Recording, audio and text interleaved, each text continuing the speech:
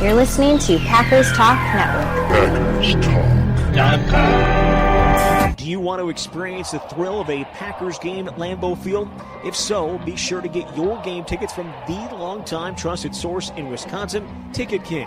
Visit their locations in Milwaukee and Green Bay, or just go to their website, theticketking.com. Again, that's theticketking.com. Check New York Bozo! New York Bozo! New York Bozo!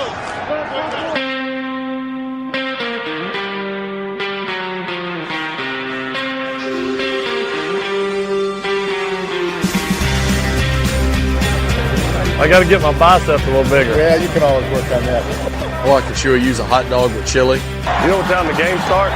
Hey, you got any left-handed footballs? We need to fire him. Is anybody else tired, or is it just me? Good thing I'm in shape. You got any eligibility left? I got some advice for y'all. Take 2 weeks off, then quit. Pack to the Future is brought to you by The Ticket King. Whether you're making the trip to see Aaron Rodgers and the Packers play at legendary Lambeau Field, you want to see Giannis and the Bucks at the beautiful Fiserv Forum, or the Badgers, Brewers, or any concert tickets you might need, The Ticket King is your source no matter the occasion. Visit them online at theticketking.com and search their selection for yourself. And remember, there's no such thing as a sellout when you can go to The Ticket King. One more time, that's theticketking.com.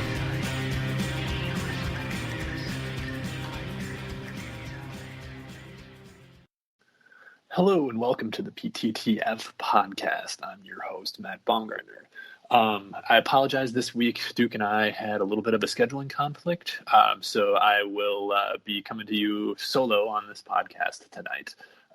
But I did want to get started on the Packers-Chiefs game review. So I know a lot is going to be said this week about the struggles that the defense had, and rightfully so. You know, the defense gave up 24 points in a really rough outing, but you have to keep in mind that this skill position group that the Kansas City Chiefs have is really, really stellar. I mean, you have the likes of Tyreek Hill, Travis Kelce, Mecole Hardman, Sammy Watkins, and I mean, even still, LaShawn McCoy, even at his age, is doing some pretty great things for this offense. So, it was just kind of an awkward matchup for this defense, especially with, you know, you have Blake Martinez and a club. You're bringing back Darnell Savage from injury. So some of your best players that can kind of cover, mainly Darnell Savage kind of covering some of these faster skill position guys, really kind of hindered this defense's ability to cover. And you could see it with Travis Kelce had a monster day with 63 yards and a touchdown. And you could see it on that touchdown that he had. There's just an absolute breakdown in the coverage. He just found the seam and, really got underneath Blake Martinez and Darnell Savage, both of whom were responsible for that play. So, it's tough to really ding the defense too much as they're kind of working on the road in a hostile environment. And Arrowhead in and of itself is a really tough place to play. So, I take this game with a little bit of a grain of salt. I think just because of where you're playing and just because of kind of who you're playing, I think really this is a really well-coached team, even without Pat Mahomes. Like Matt Moore, obviously more of a game manager than Pat Mahomes, but still had a pretty solid night. He went 24 for 36 for 267 yards with a 107 QB rating. He didn't make Andy Reid didn't make Matt Moore do anything that was out of his skill set. Really played to his strengths a little bit more of the, obviously there are a few of the deeper balls, but kept everything in the short to intermediate. And really allowed this offensive speed to be on show. And it was tough for this defense that was basically on a fast track the entire game. So, Tyreek Hill had a pretty monster game as well with 76 yards receiving. And that's just a tough ask. Like, no matter who you have covering him, whether it was Jair or whether it was Kevin King, Tyreek Hill is just such a great athlete, and he's just going to get his whenever. So, it's really tough for me to critique too much about a game on the road that in the second half, the first half was obviously a bit of a grind. They really went pound for pound with the Packers. Obviously, the Packers scored the first 14, and then the Chiefs scored the next 17, so that it went into that half with a 3-point lead. But, the second half, the Packers defense really shut it down. They only let 7 second half points come on, and only 100 yards. So really, it's a kudos to I almost said Dom Capers, to Mike Pettin's group. Really, he's done a pretty good job the last couple of weeks, adjusting and making sure that the things that kind of were biting them in the first half aren't biting them in the second half, and really kind of collapsed a little bit more. And I think it was bolstered by, I think Zadarius Smith had one of his better games as a pro, or at least as a Packer. He had those 2 sacks, but he also had 3 QB hits to boot and 2 tackles for loss. I mean, you want to talk about impacting the game in a major way. Z was doing it all night. I know he was banged up a little bit in this one, and I know he kind of left the field for a little bit, but it's major kudos to him because he's found a couple of ways to impact the game in ways that, if the other pass rushers aren't quite getting there, like Preston Smith only had 1 QB hit on the night, so wasn't really able to impact the game that Z was able to. And, if Kyler Fackrell is not going to be able to get much pressure, and if, Rashawn Gary can't really see the field, it's really key for Zadarius to kind of gut out those games and really impact the game as well as he did. And, he had some plays there. And, it is also kind of nice to see the 2 weeks that we had in between where we were promised a sack celebration and we get the Fortnite-esque celebration after the sack. So it's good to see that the defense is still able to celebrate on a night that, I don't think they had their best overall game. But really, this all really boils down to Andy Reid just is another one of those coaches, and the Packers played another team similar to this season. He has a coaching tree that includes the likes of Doug Peterson. He has a lot of those same ideologies, keeping it short to intermediate, letting your skill position players do what they can and playing to those strengths. And it also helps that they have a really large athletic tight end, which they can kind of rely on to be able to win those one-on-one matchups frequently. So, just a really bad matchup for this passing defense that I think is kind of trying to figure out its grounding a little bit. I think the last couple of weeks they've gotten burned. I think injuries have a lot to do with it, but, it's tough when you're facing a backup quarterback, and a lot of injuries were. I believe they were missing their tackle and Fisher.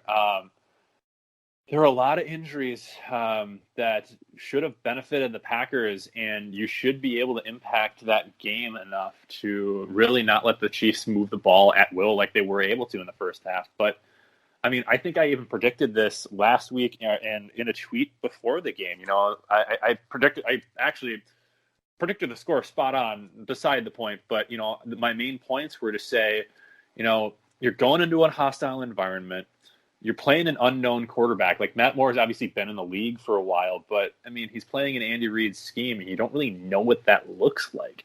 And Andy Reid's a really good tactician. He's a really good X's and O's coach. He knows how to manipulate defenses and create that misdirection that Doug Peterson obviously built from Andy Reid's offense. So it really was going to be tough sledding for this defense, but I do have to give the defense one bit of props. I felt like they did a pretty good job in run defense, and especially my hat goes off to Lancaster for forcing that fumble. All it takes is just an arm. You got to impact, like I was saying about Zadarius earlier, impact the game any way you can. And the last couple of weeks, Lancaster has been a stout in run defense. He's definitely, I think I mentioned a couple of weeks ago, he's pretty immovable in the running game, but he can't really move himself. So it's good to see him be able to move that arm and be able to force that ball out. But, he is stout in run defense, and he's a great run stuffer.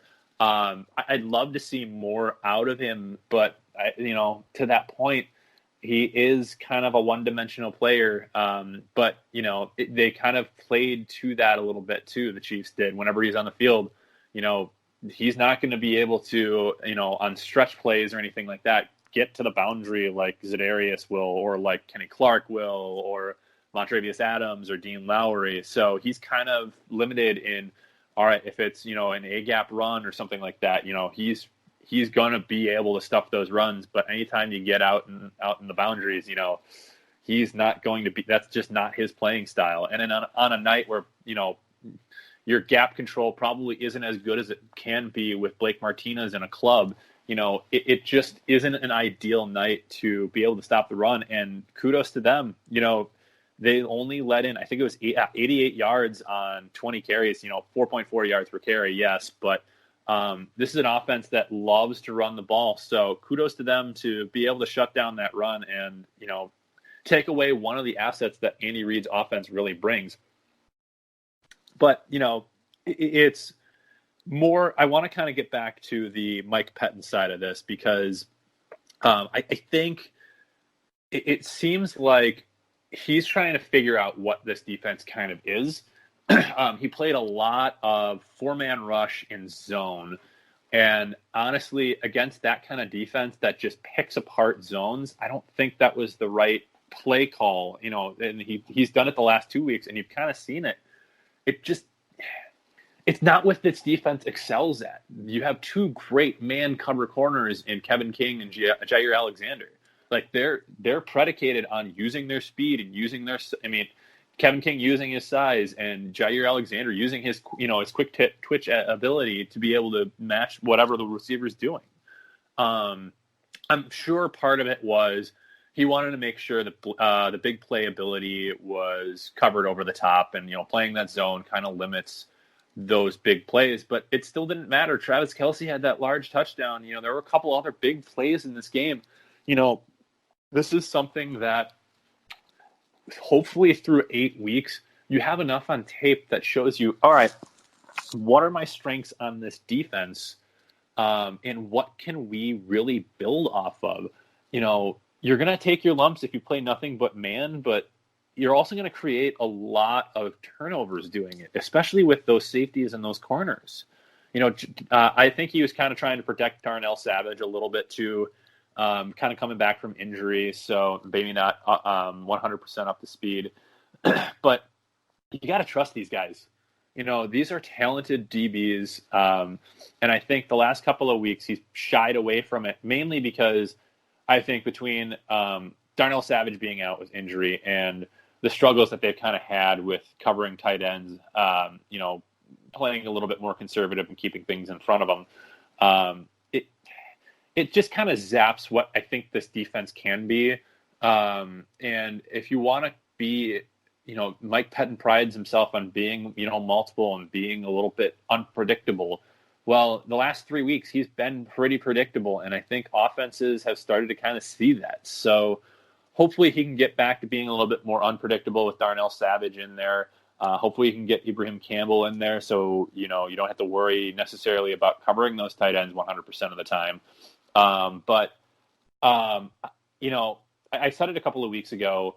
It's been a while since this Packers defense has thrown together a complete game. And I mean, front to end, really shut down their opponent. And it's been since week one. The Chicago Bears, they completely shut down that offense. And obviously the Bears offense is not nearly to the caliber that this Kansas City offense is. But you still need to be able to put together 4 decent quarters.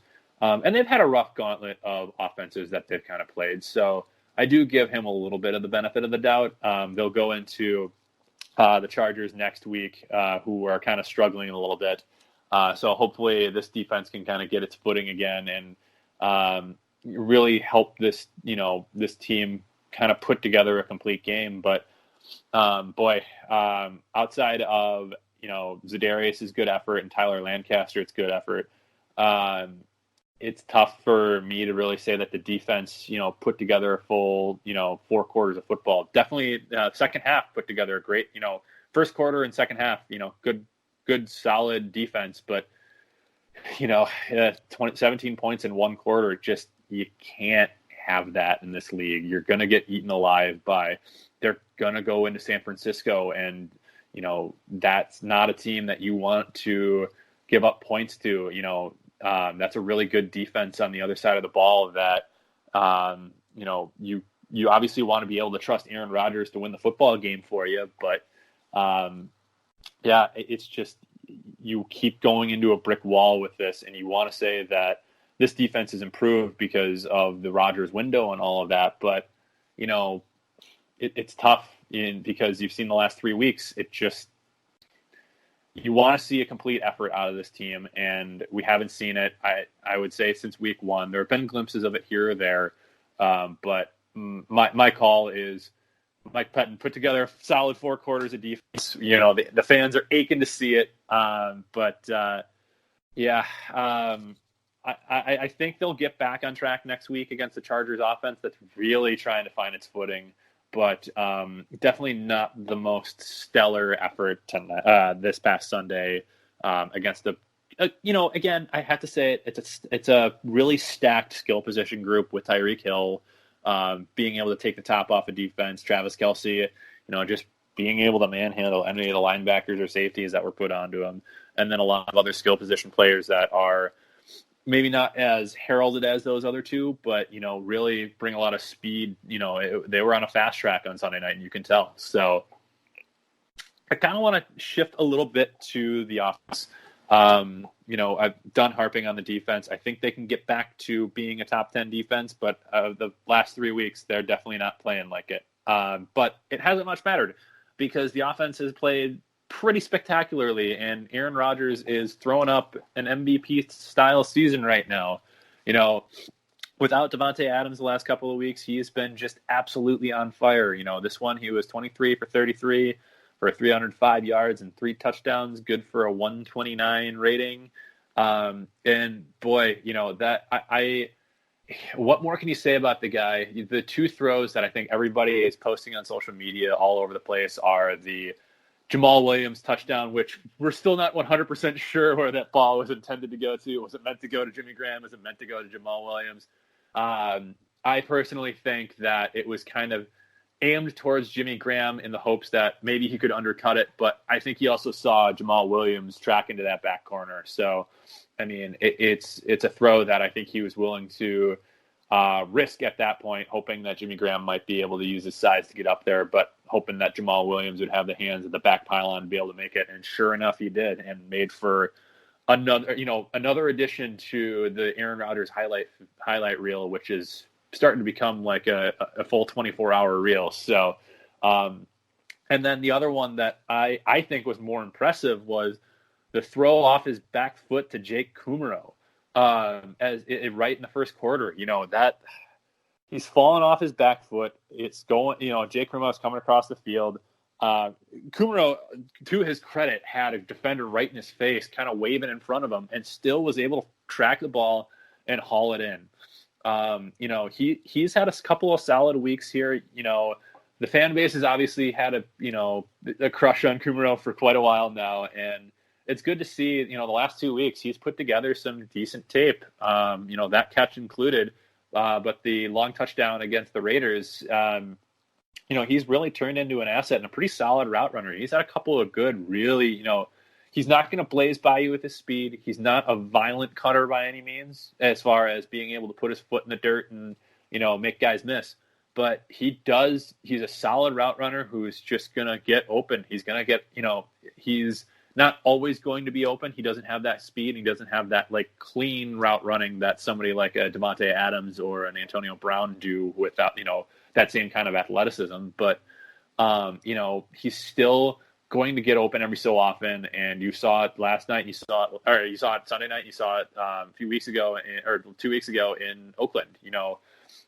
He's just going to find ways to get open and make a play on the ball. So good to see that. But really, the other story on the night was Aaron Jones. I think for a while now, since that Dallas game, we've seen the breakout of a true star running back in Green Bay. And, he obviously had a pretty decent game on the ground, 67 yards on 13 carries, good for 5.2 yards per carry. But, it's kind of why I love this Matt LaFleur offense with Aaron Rodgers, because, when Davante Adams went down, you were concerned about, oh, who's going to be the number 2 wide receiver? That's not how this offense operates. He game plans based on what the other team is going to give him. MVS is a good option as far as getting down the field and taking the top off the defense. But Aaron Jones creates a mismatch. He's a great receiver out of the backfield, and they lined up, they ran running back wheel routes with him. They lined him up out wide. They lined him up in the slot. They used him all over the field in this game. And honestly, he had an absolutely monster game and could have had a bigger one if it weren't for a touchdown called back. Still ended the night with 159 yards receiving and 2 touchdowns on 7 receptions. 7 receptions. That's insane. That was something that you couldn't even have predicted in the Mike McCarthy era.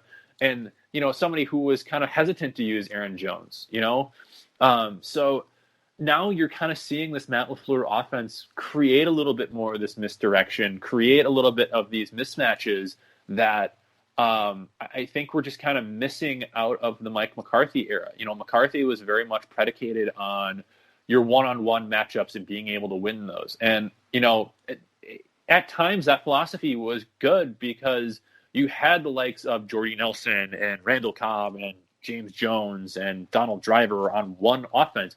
And, oh, by the way, Jermichael Finley was your tight end. You could win those one-on-one matchups, and Aaron Rodgers was able to put up monster numbers. Now you don't have to rely as much on that.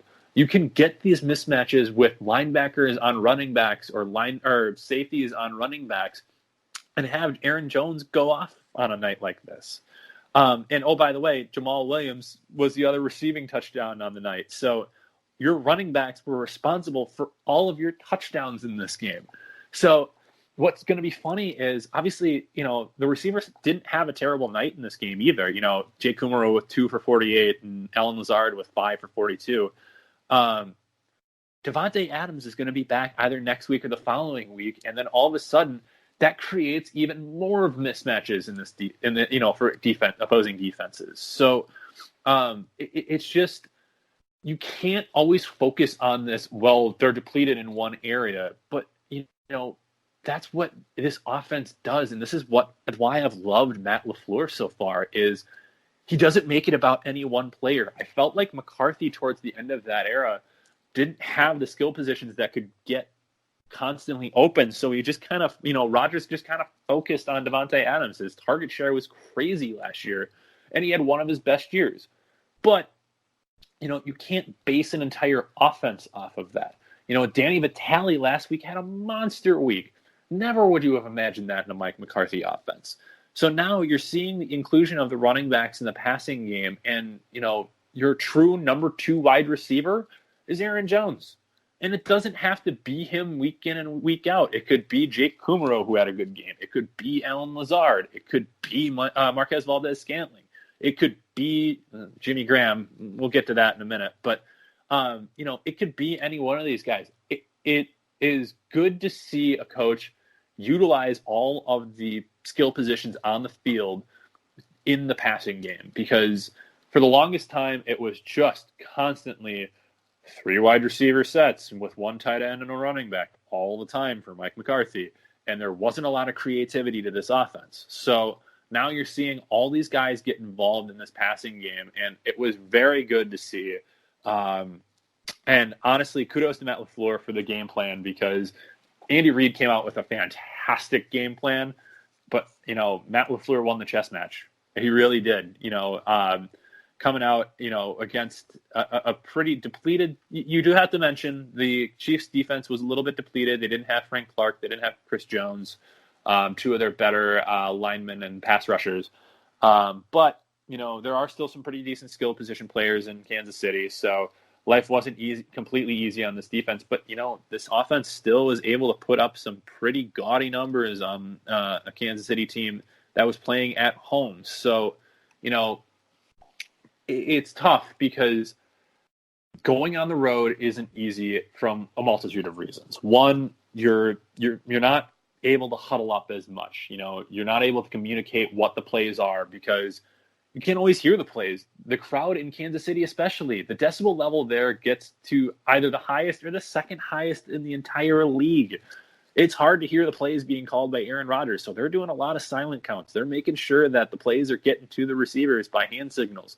And honestly, my biggest concern going into the season was, how is this offense going to be able to communicate? It's learning new language, it's learning new route concepts, and learning how a new head coach and offensive coordinator operates. And for the first couple of weeks, it struggled. You could definitely see at times there was some, communication issues, but it was so encouraging to see on the road in a hostile environment, just solid execution across the board. It's one thing when you're doing it at home, and the Packers have had a lot of home games to start the year. They've only played 3 road games so far. So, 3 of their 8 have been on the road, and they're 3-0 in those. So kudos to getting them prepared every single week. But man, few execution breakdowns and communication breakdowns. It's good to see that, the players are really starting to get in a groove on this offense. And it's really, it kind of starts up front a little bit too, because, the pass protection this week was a little bit more sketchy than it has been in past weeks. Rodgers took a few more sacks. I think he was trying to prolong some of the plays a little bit more. But definitely Spagnuolo brings a lot of pressure, and at times that just kind of, it can get in your grill a little bit, and it makes you a little bit more uncomfortable. And Aaron Rodgers very much so did not look comfortable in the pocket at times, and kind of threw the ball away. I thought he was definitely throwing the ball away at first on that Jamaal Williams touchdown, but sure enough, that found his hands. But, it's just tough because in a banged up night, Balaga exited that game a little bit early, so Alex Light was getting a little bit of run. And he, to his credit, played very well. But, going on the road, they're just going to be communication breakdowns a little bit, especially on the offensive line, not being able to, hear the snap counts or hear the calls or anything like that. It is a little bit more difficult. So I kind of, for how well the offensive line has played so far this season, I can't be too hard on them for one bad night. So, and they kept Rodgers upright enough for him to have a pretty monster game. So I do have a little bit of a tip of the hat to them. But I do kind of want to shift a little bit into, we have a little bit of a conundrum going on in Packer Nation right now. And, it all kind of starts with, who the number 2 wide receiver is going to be. And we just had the trade deadline kind of pass. And, Packers didn't really make any moves today. There is, I even wrote an article about this earlier this year. Packers need a true number 2 wide receiver. I feel like MVS can be that at some point, but they just don't have a true number 2 wide receiver. And I'd like to qualify that a little bit because of what I mentioned earlier, in that it never hurts to have that kind of quality talent on the team. And if they want to make that move, they didn't make the move in the trade deadline. They had a couple options. They were in on the conversation for Robbie Anderson, but the Jets were asking for a 2nd-round pick, and the Packers were going to go no higher than a 4th-round pick, which kudos to Brian Gutekunst on that, not overpaying for a guy who couldn't make an impact on your team. But Robbie Anderson is no game changer from that standpoint. So, and you can find a game changer in the 2nd round next year. So kudos for him sticking to his guns there. But, you saw it in this Kansas City game, there wasn't a true number 2 wide receiver behind Davante Adams, but I mentioned it earlier. You don't really need a true number 2. Aaron Rodgers has the ability to spread the ball. I think I'm looking at it right now. He passed to 8 different wide receivers in this game. That's incredibly, how much he was able to spread the ball around. That's what Aaron Rodgers does, and that's what this offense does. So as nice as a number 2 wide receiver would be, they don't absolutely need it, especially when Davante Adams comes back from injury. Now, would I like to see it from like an injury perspective to say, all right, if Devontae Adams gets shut down for the season or anything like that? Absolutely. I would love for them to go after somebody like Josh Gordon and, just have a little bit of an insurance policy on Devontae Adams. But at the same point, it's not a necessity. If Devontae Adams is healthy, that's enough for this wide receiving core to be good. And you're going to see it this upcoming week. And you saw it you saw it against Philly before he went out. He had an absolutely monster game.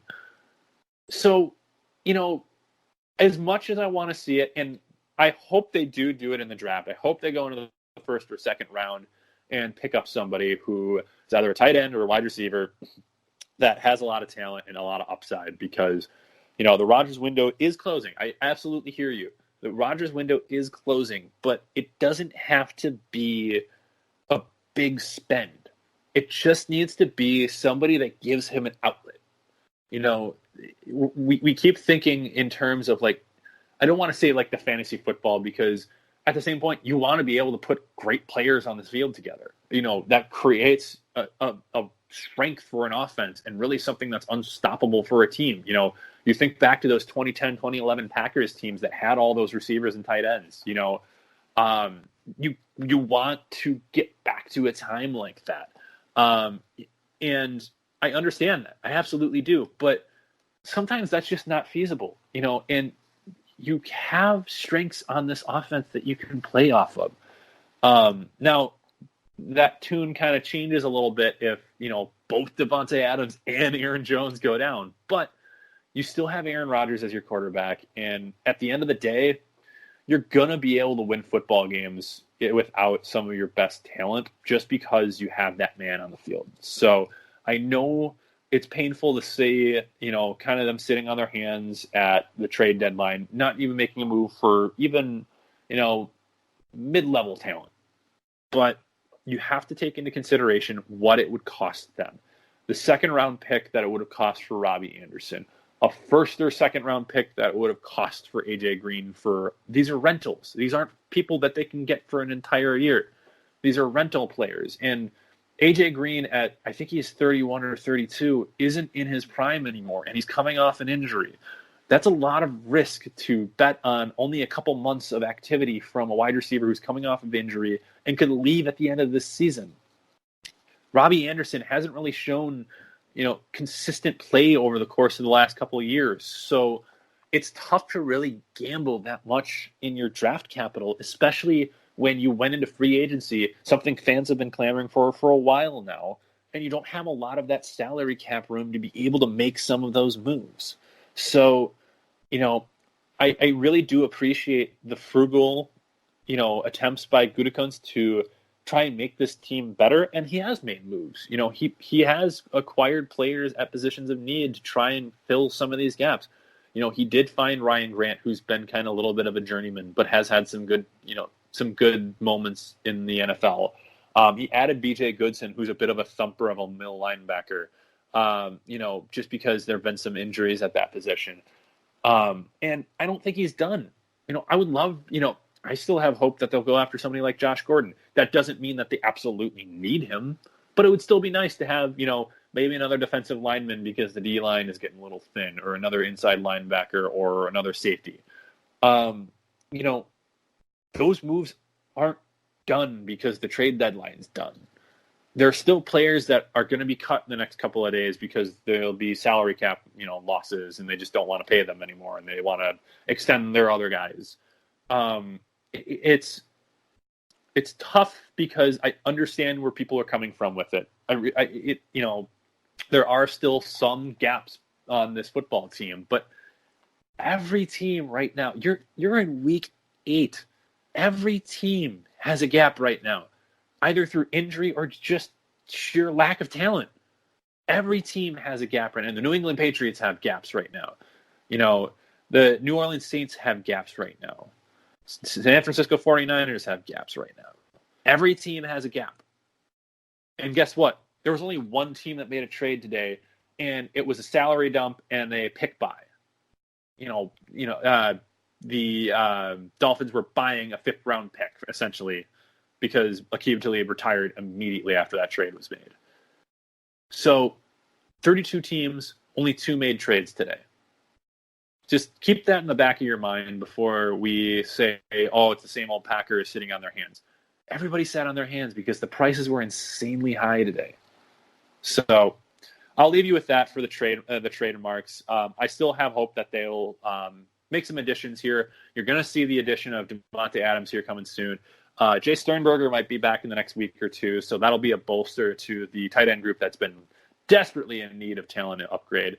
And you'll probably see Ibrahim Campbell come back in the next couple of weeks, or in the next week or so. I believe it has to be in the next week. Otherwise, he goes to full-time IR. But I do want to look ahead to the next week a little bit. The Packers do go to I want to say San Diego, but it is LA. They go play the LA Chargers this upcoming week. This is a team that obviously stunned the Bears this past week, thanks to a Pinheiro missed field goal.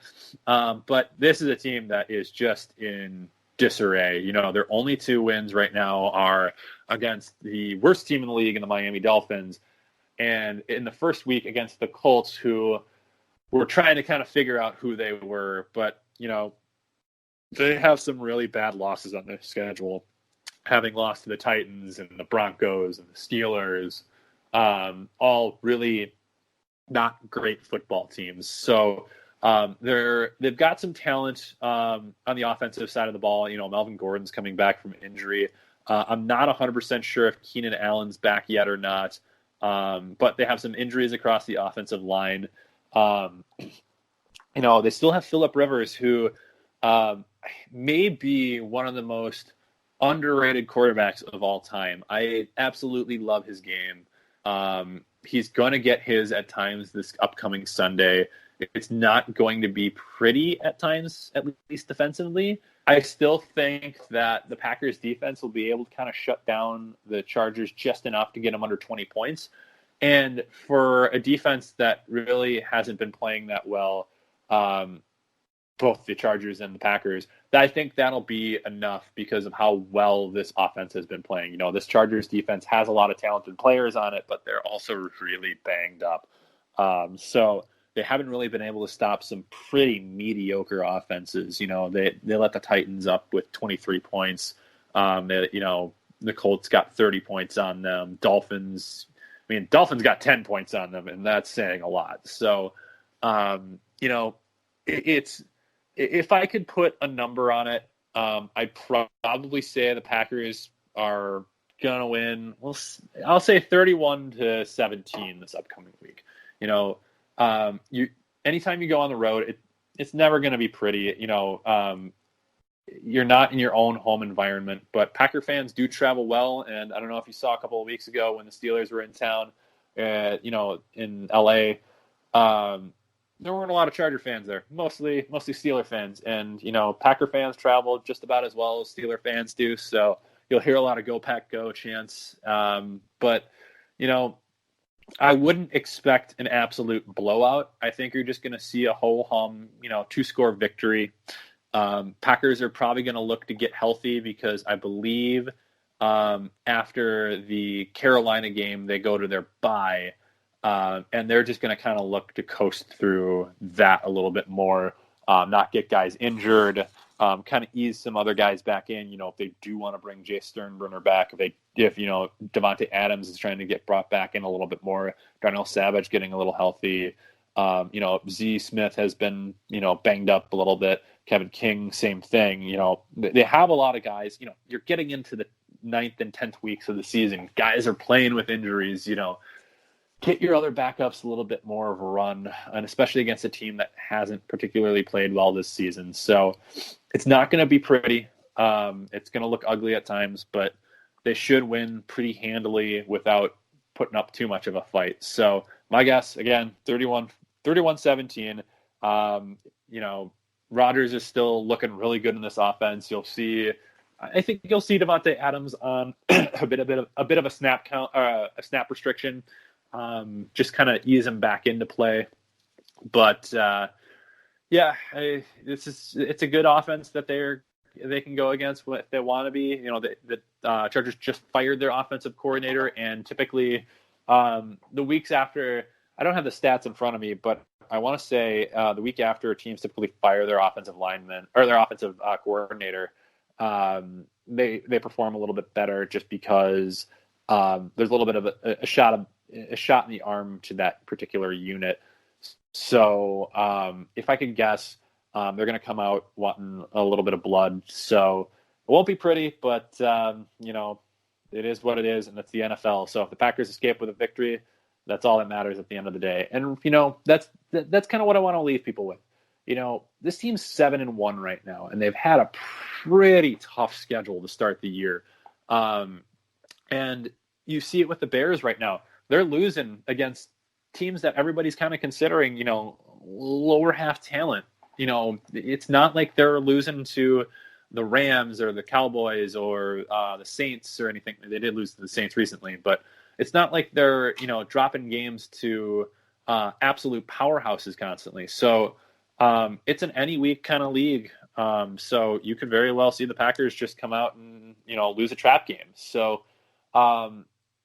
take it with a grain of salt. The last couple of weeks on defense, this team is 7-1. They have a lot to build off of. There's a lot of talent on the defensive side of the ball that is either banged up or just underperforming right now. And if there's somebody that I kind of trust to be able to bring that to the forefront, it's Mike Pettin. And I feel like he's going to get a little bit more creative over the course of the rest of the season. And you're going to see a little bit more creativity out of this defense as these players start to learn a little bit more. So I think I'm going to sign off here, guys. Thank you so much for listening. Duke and I typically try and get these out to you guys probably on Tuesdays, but we've had a little bit of a scheduling conflict this week, so we'll try and be better about getting these out on Tuesdays, recording Monday nights. You can follow us on Twitter. We're both pretty active there. I'm a little bit more of a snarky guy. Duke's a little bit the pastor himself is a little bit more straight-laced than I am. So if you like a little bit more of that, follow him. If you like a little bit of the snark, feel free to follow me. But I think that just about wraps it up. Thank you again for listening, and hope to hear you tune in again next week. But I'll leave you with the Go Pack Go chant, and we'll see you next week. Go Pack Go.